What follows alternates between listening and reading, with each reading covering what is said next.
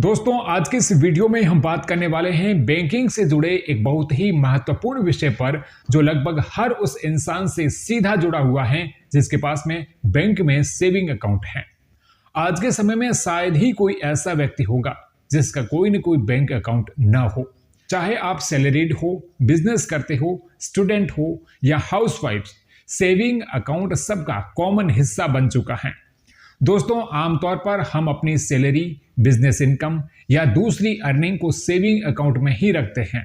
यहीं से हम एटीएम से कैश निकालते हैं, यूपीआई से पेमेंट करते हैं, ऑनलाइन शॉपिंग करते हैं और कई बार पैसा जमा भी करते हैं। सेविंग अकाउंट में रखे पैसों पर बैंक की तरफ से हमें थोड़ा बहुत इंटरेस्ट भी मिलता है, लेकिन असली सवाल यह है कि आप सेविंग अकाउंट में कितना पैसा रख सकते हैं और कितना पैसा रखने पर इनकम टैक्स की नजर आप पर पड़ सकती है। दोस्तों, भारत में बैंकिंग सिस्टम को रेगुलेट करता है भारतीय रिजर्व बैंक यानी आरबीआई। आरबीआई के रूल्स के मुताबिक सेविंग अकाउंट में कैश रखने और कैश ट्रांजैक्शन को लेकर कई लिमिट्स तय की गई हैं। अगर इन लिमिट से ज्यादा ट्रांजैक्शन या डिपॉजिट होता है तो इसकी जानकारी सीधे आयकर विभाग तक पहुंच जाती है। सबसे पहले बात करते हैं सेविंग अकाउंट में कैश रखने की लिमिट की।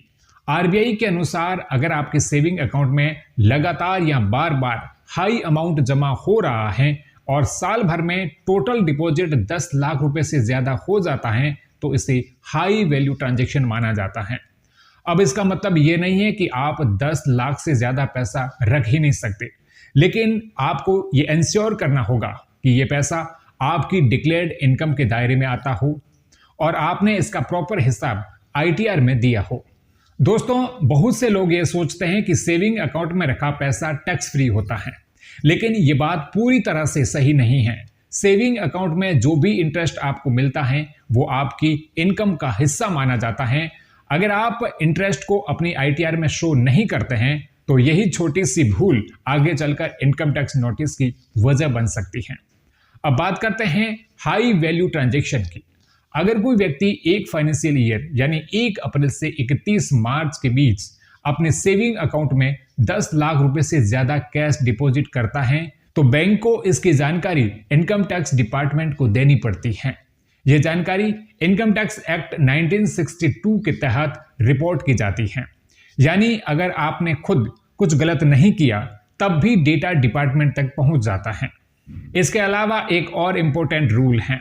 अगर आप एक दिन में 50,000 रुपए से ज्यादा का कैश ट्रांजैक्शन करते हैं तो आपको पैन नंबर देना जरूरी होता है। अगर पैन कार्ड नहीं है तो फिर आपको फॉर्म 60 या फॉर्म 61 सबमिट करना पड़ता है। यानी हर बड़ा ट्रांजैक्शन एक तरह से ट्रैक होता है। अब सवाल आता है कि अगर इनकम टैक्स नोटिस आ जाए तो आपको क्या जानकारी देनी होती है। दोस्तों, नोटिस आने पर आपको यह बताना होता है कि आपके सेविंग अकाउंट में कितना बैलेंस रहता है, कितना इंटरेस्ट आपको मिलता है और ये पैसा आखिर आया कहां से। सेविंग अकाउंट से मिलने वाला इंटरेस्ट आपकी टोटल इनकम में ऐड होता है और अगर आपने इसे इग्नोर किया तो डिपार्टमेंट आपके खिलाफ एक्शन ले सकता है। यहां एक बहुत जरूरी बात समझिए। अगर आपने एक फाइनेंशियल ईयर में 10 लाख रुपए से ज्यादा डिपॉजिट किया है तो आपको पैनिक होने की जरूरत नहीं है, लेकिन आपको फंड के सोर्स का प्रूफ रखना जरूरी है। यह प्रूफ कुछ भी हो सकता है, जैसे bank statement, business income record, salary slip, investment maturity, property sale document या फिर इनहेरिटेंस यानी विरासत से जुड़े कागजात। इनकम टैक्स डिपार्टमेंट यही देखती है कि पैसा लीगल है या नहीं। अगर सोर्स क्लियर है तो कोई टेंशन नहीं होती, लेकिन अगर सोर्स एक्सप्लेन नहीं कर पाए तो प्रॉब्लम खड़ी हो सकती है। तो दोस्तों, सेविंग अकाउंट में पैसा रखना गलत नहीं है, लेकिन बिना हिसाब किताब और बिना टैक्स प्लानिंग के ज्यादा पैसा रखना फ्यूचर में बड़ी परेशानी खड़ी कर सकता है। अगर आप सही तरीके से आईटीआर फाइल करते हैं, इंटरेस्ट को डिक्लेयर करते हैं और फंड का सोर्स क्लियर रखते हैं तो इनकम टैक्स नोटिस से डरने की कोई जरूरत नहीं है।